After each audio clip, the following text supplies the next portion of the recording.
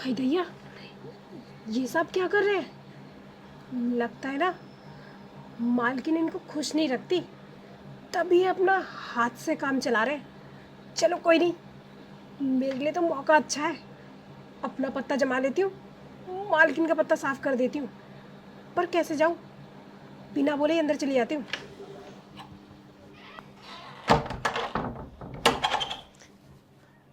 साहब, आप ये क्या कर रहे थे? कुछ भी नहीं। अरे लेकिन तुम यहाँ पे क्या कर रही हो और मेरे से बिना पूछे अंदर कैसे आ गई? साहब, वो दरवाज़ा खुला हुआ था और मैंने सोचा रूम में झाड़ू पोछा लगा लूँ, तो इसलिए गेट भी खुला हुआ था। मैं बिना बोले ही अंदर आ गई। लेकिन लॉक तो करना चाहिए ना गेट। अरे साहब, आप कहाँ रोज़ घर में होते हो? और मैंने तो कुछ और ही देख लिया। क्या क्या देख लिया तुमने? मैं घर में झाड़ू पोछा कर देती हूँ, लेकिन आप ही सफाई कर रहे थे। क्यों साहब, मेम साहब सफाई नहीं करती क्या? क्या क्या बोले जा रही हो ये? अरे साहब, आप इतने छोटे थोड़े ही हो और नादान, जो आपको कुछ समझ में नहीं आ रहा। लगता है आपको मेम साहब खुश नहीं रखती, जभी तो अपना काम खुद ही कर रहे हो। देखो, इस रूम में जो तुमने देखा ना, वो मैम साहब को मत बताना, वरना मेरी वाइट लगाएगी वो। साहब, मैं मेम साहब को कुछ नहीं बताऊंगी। और इसके बदले ना आपको कुछ देना पड़ेगा।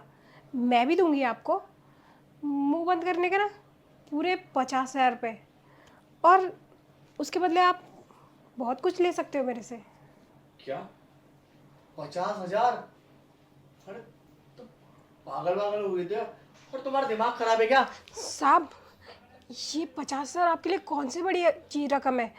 50,000 तो आप यूं ही पार्टी में लुटा देते हो। मैं तो आपसे मुंह बंद करने के मांग रही हूँ, देख लो, वरना ना मेरे पास और भी रास्ते हैं। मैं अभी मालकिन के पास चली अरे जाती हूँ। देखो, मालकिन को मत बताओ। अगर मालकिन को पता चल गया ना कि मैं ये सब करता हूँ, वो तो मेरी वाट लगा देगी और घर भी छोड़ के चले जाएगी। अरे साहब, आप गलत समझ रहे हो। मैं ये तो बताती, साथ में ये भी बोलती कि मैं ना कमरे में झाड़ू पोछा करने गई थी और साहब मुझे अकेला देखकर मेरे साथ बदतमीजी करने लगे। अपने कपड़े खुद ही फाड़ लूंगी और बोलूंगी साहब ने कराए। फाड़ू अभी। अरे नहीं नहीं, रहने दो रहने दो। कपड़े क्यों फाड़ रही हो? चलो, दिया तुम्हें 50,000 रुपये,